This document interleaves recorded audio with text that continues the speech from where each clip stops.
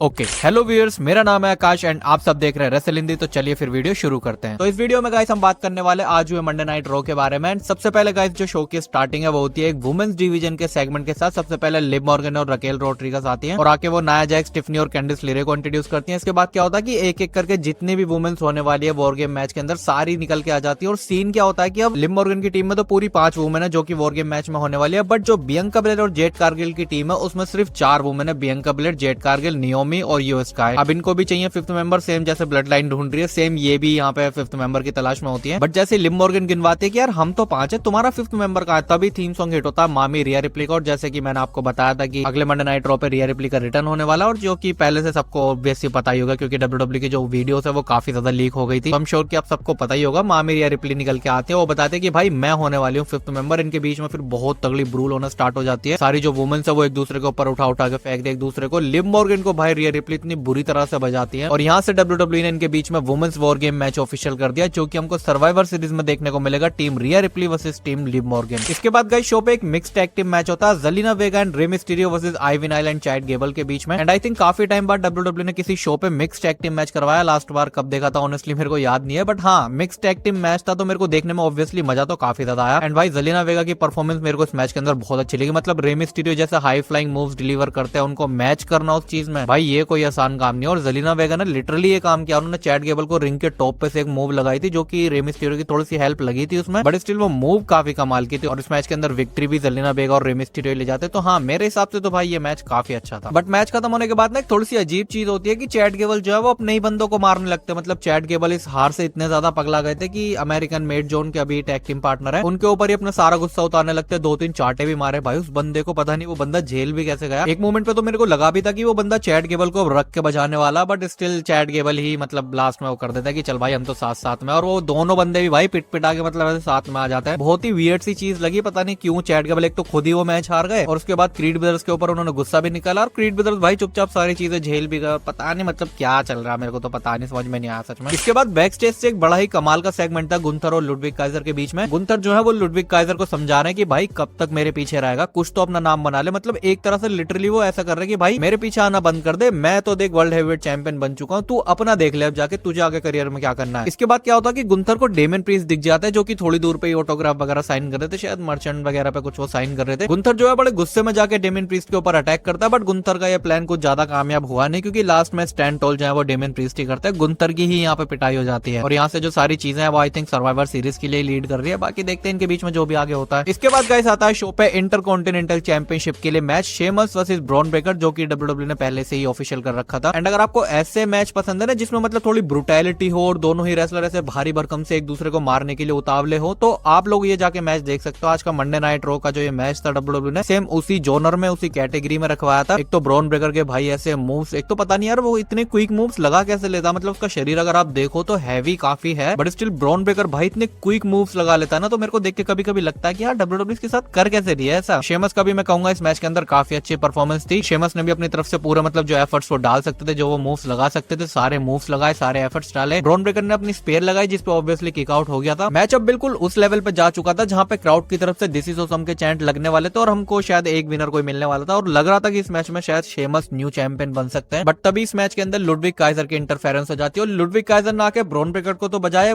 But भाई जो Sheamus को मारा है उन्होंने, मतलब स्टील स्ट्रेस के ऊपर जो घुटना मारा उनके मुंह पे रख के, वो भाई इतना ज्यादा ब्रूटल था। और मेरे को लग रहा है कि भाई गुंथर की बात अब लुडविग काइजर की समझ में आ गई है कि उनको अपना नाम बनाना, तो मेरे ख्याल से वो इंटरकॉन्टिनेंटल चैंपियनशिप के मतलब फेस में अब घुसने वाला है और हो सकता है कि ब्रॉन ब्रेकर अब आगे जाके लुडविग काइजर को फेस करे चैंपियनशिप के लिए। बट फिलहाल आज तो डिस्क्वालिफिकेशन की वजह से ब्रॉन ब्रेकर ने अपनी चैंपियनशिप रिटेन कर ली है। अब आता है शो का सबसे मस्त सेगमेंट जिसका हम सभी को इंतजार था, ब्लड लाइन का सेगमेंट। पूरी जो ओजी ब्लड लाइन के बंदे हैं, Jimmy Uso, Jey Uso, Sami Zayn, Seth Rollins के पास जाते हैं और इस बार जे ऊसो सेथ रॉलिंस को कन्विंस करने की कोशिश करता है। जे ऊसो बोलते हैं कि देख भाई मेरे भी रोमन रेंस के साथ इश्यूज रहे हैं, जिमी ऊसो के भी इश्यूज रहे हैं, सैमी ज़ेन के भी इश्यूज रहे हैं, इवन हम सब ने रोमन रेंस के अगेंस्ट फाइट कर रखी है, बट अभी जो सिचुएशन है ना उसके हिसाब से हमें लगता है कि अभी हमें रोमन रेंस का साथ देना चाहिए। और सिर्फ इसीलिए भाई मैं तेरे से भी बोल रहा हूँ कि तू एक बार सोच ले और रोमन रेंस ने जो पास्ट में किया सिर्फ एक बार उसको भूल के हमारे साथ आ जा। सेथ रॉलिंस बोलते हैं कि देख भाई मैं तेरे साथ काम कर सकता हूँ, मैं जिमी ऊसो के साथ काम कर सकता हूँ, मैं सैमी ज़ेन के साथ काम कर सकता हूँ, बट मैं कभी भी रोमन रेंस के साथ काम नहीं कर सकता क्योंकि उसके जो कॉन्सिक्वेंसेस है वो काफी ज्यादा हाई है। मेरे को पता है कि अगर रोमन रेंस फिर से एक बार पावर में आ गया, उसके साथ उसकी ब्लड लाइन आ गई, तो भाई रोमन रेंस ना फिर से ही वैसे बन जाएगा जैसे पहले हुआ करता करता था, और फिर जो सारी चीजें हैं वो बहुत ज्यादा खराब हो जाएंगी। मैं ये नहीं चाहता हूँ, इसलिए मैं रोमन रेंस के साथ बिल्कुल भी नहीं आऊंगा। इसके बाद सैमी ज़ेन भी समझाने की कोशिश करता है कि देख भाई, हमें पता है कि कोडी रोड के साथ तेरी कैसी फ्यूड रही है, बट स्टिल रेसलमेनिया 40 में तूने कोडी रोड के साथ मिलकर मैच रेसल किया था, तो तुझे तो ऑब्वियसली ये चीज पता ही होगी कि भाई सिचुएशन हमेशा एक जैसी नहीं रहती है। जिस बंदे के अगेंस्ट हम होते हैं कभी कभी उसका भी साथ देना पड़ता है, बट स्टिल सेथ रॉलिंस का जो आंसर है वो नो ही था, और सेथ रॉलिंस यहाँ पे नो बॉल के यहाँ से चले भी जाता है। मतलब अभी भी WWE ऐसा दिखा रही है कि भाई ओजी ब्लड लाइन तो अपना पूरा एफर्ट डाल लिया सेथ रॉलिंस को कन्विंस करने के लिए, बट सेथ रॉलिंस जो है वो बिल्कुल भाव ही नहीं दे रहे हैं, मतलब किसी को भी लगता है रोमन रेंस को ही बात करनी पड़ेगी सेथ रॉलिंस से सीधा, भाई उससे पहले नहीं मानने वाले सेथ रॉलिंस। इसके बाद गए शो पे एक टैग टीम मैच होता है, War Raiders versus Judgment Day, मतलब Carlito and Dominik Mysterio. And honestly बताओ ना, जब से भाई सब वाइकिंग रीडर्स वॉर रीडर्स बने हैं तब से ही मेरे ख्याल से WWE इनको सीरियस लेना स्टार्ट हुई है। मतलब भाई इतना अच्छी परफॉर्मेंस उनकी इस मैच में, मुझे सच में नहीं लगा था कि वो इस मैच के अंदर जजमेंट डे को हरा देंगे, बट भाई दोनों ने हरा दिया और इस मैच के अंदर विक्ट्री भी ले गए। हालांकि मैच खत्म होने के बाद फिन बैलर और जेडी मैकडोनो आके दोनों को अच्छे से बजा जरूर देते और लास्ट में जजमेंट डे ही स्टैंड टॉल करती है, बट स्टिल WWE अच्छे से ट्रीट कर रही है भाई वॉर रेडर्स को, और आगे जाके हो सकता है कि एक टैग टीम चैंपियन भी बन जाए, क्योंकि WWE इनको लेके अच्छी बुकिंग तो कर रही है और हो सकता है कि आगे जाके इनको चैंपियन भी बना दे। इसके बाद बो डैलिस का भी एक सेगमेंट होता है, ऑनेस्टली सेगमेंट के अंदर मैं बिल्कुल भी इंटरेस्टेड नहीं था, बट जो बो डैलिस का लुक था उसने भाई मेरे को मजबूर कर दिया आज ये सेगमेंट देखने के लिए। मतलब जो लुक था ना बो डैलिस का यहाँ पे, वो बिल्कुल बिल्कुल भाई ब्रे वाइट जैसा लग रहा था। एक सेकंड के लिए तो मुझे लगा कि शायद WWE ब्रे वाइट को ही दिखा रही है, बट जब फिर मैंने ध्यान से देखा और कैमरा एंगल ने थोड़ा सा जूम किया तब मेरे को पता चला कि हाँ तो बो डैलिस है। और सच बताओ ना, तभी मेरा थोड़ा सा इंटरेस्ट इसमें खत्म हो गया था, बस हाँ लुक की वजह से मैंने देखा, बाकी इस सेगमेंट में था कुछ नहीं। अब आता है गाइस शो का main event, Seth Rollins versus Bronson read, जो कि WWE ने पहले से ही ऑफिशियल कर रखा था, एंड ऑब्वियसली इस मैच का रिजल्ट सबको पहले से ही पता था, बट स्टिल ये मैच काफी अच्छा था। मैच स्टार्ट होने से पहले क्या होता है कि जो बैड ब्लड लाइन है, मतलब टामा टोंगा, टोंगा लोआ और जेकब फाटू जो है वो रिंग के साइड पे आ जाते हैं, और सेथ रॉलिंस यहाँ पे बिल्कुल अलोन है, बट तभी वहाँ पे जे उसो का थीम सॉन्ग हिट होता है। Jey Uso, Jimmy Uso, Sami Zayn निकल के आते हैं और OG blood line bad blood line को टेक डाउन करते हुए बैक स्टेज ले जाती है, मतलब इनके बीच में ब्रोल होती है और लड़ते लड़ते सारे मतलब एरिना से गायब भी हो जाते हैं, और फिर सेथ रॉलिंस और ब्रॉन्सन रीड के बीच में फाइनली मैच स्टार्ट होता है। एंड ऑनेस्टली ये मैच काफी अच्छा था, जैसी फ्यूड WWE इतने टाइम से सेथ रॉलिंस और ब्रॉन्सन रीड के बीच में दिखाती आ रही है उसके हिसाब से भी ये मैच काफी जस्टिफाई करता है उस फ्यूड का, एंड ऑनेस्टली ये मैच काफी अच्छा भी था। सेथ रॉलिंस के फेस पे भी फ्यूड के हिसाब से वो था कि भाई मुझे बस ब्रॉन्सन रीड को खत्म कर देना। ब्रॉन्सन रीड भी भाई बहुत ब्रूटल तरीके से सेथ रॉलिंस को बजा रहे थे। एक मूव लगाया था ब्रॉन्सन रीड ने सेथ रॉलिंस के ऊपर, वो जो बैरिकेड में उन्होंने दे के मारा था, और भाई क्या ब्रूटल तरीके से फेंक के मारा था सेथ रॉलिंस को। मैच कुल मिला के बहुत अच्छे लेवल पे चल रहा होता है, सारी जो ब्लड लाइन है मतलब यहाँ से जा चुकी होती है, और सेथ रॉलिंस जो है वो एक और स्प्लैश लगाने के लिए रिंग के टॉप पे चढ़ते हैं, बट तभी अनाउंसर्स टेबल के ऊपर सोलो सिकोवा आ जाता है, जिसकी वजह से सेथ रॉलिंस का जो ध्यान है वो सोलो सिकोवा की तरफ चला जाता है, और इसका फायदा उठा के ब्रॉन्सन रीड सेथ रॉलिंस को पहले पटकते हैं, उसके बाद 2 बार बैक ड्रॉप लगाते हैं, उसके बाद अपना सुनामी लगाते हैं, जिसके बाद इस मैच के अंदर जो विक्ट्री है वो ब्रॉन्सन रीड ले जाते हैं, और जो कि हमको पहले से पता ही था। बाद में आके सोलो सिकोवा भी ब्रॉन्सन रीड को ज्वाइन करता है, उनका हैंड वगैरह रेस करता है, और इसी के साथ ये शो भी हो जाता है खत्म। एंड ऑब्वियसली चीज है कि अब यहाँ से जो सारी चीजें हैं वो सर्वाइवर सीरीज के लिए लीड कर रही है। अब मेरे हिसाब से अगले स्मैकडाउन के ऊपर सेथ रॉलिंस जाने वाले हैं स्मैकडाउन पर, जाके वो शायद रोमन रेंस को या तो कन्फ्रंट करेंगे या फिर ज्वाइन करेंगे, मतलब कुछ तो इनके बीच में ऐसा होने वाला है जिसकी वजह से सेथ रॉलिंस जो है वो ओजी ब्लड लाइन को ज्वाइन करेंगे। बाकी फिलहाल आज तो ब्रॉन्सन रीड की विक्ट्री के साथ ये शो जाता है यहीं पे खत्म। मेरे हिसाब से शो जो है वो काफी अच्छा था, हालांकि पहले से हमको सारी चीजें पता थी, बट स्टिल शो देखने में काफी ज्यादा मजा आया। बाकी आपको कैसा लगा शो मुझे नीचे कमेंट में बता सकते हो। फिलहाल इसी के साथ करते हैं वीडियो खत्म, मैं मिलता हूँ आपसे नई वीडियो के अंदर, तब तक के लिए टेक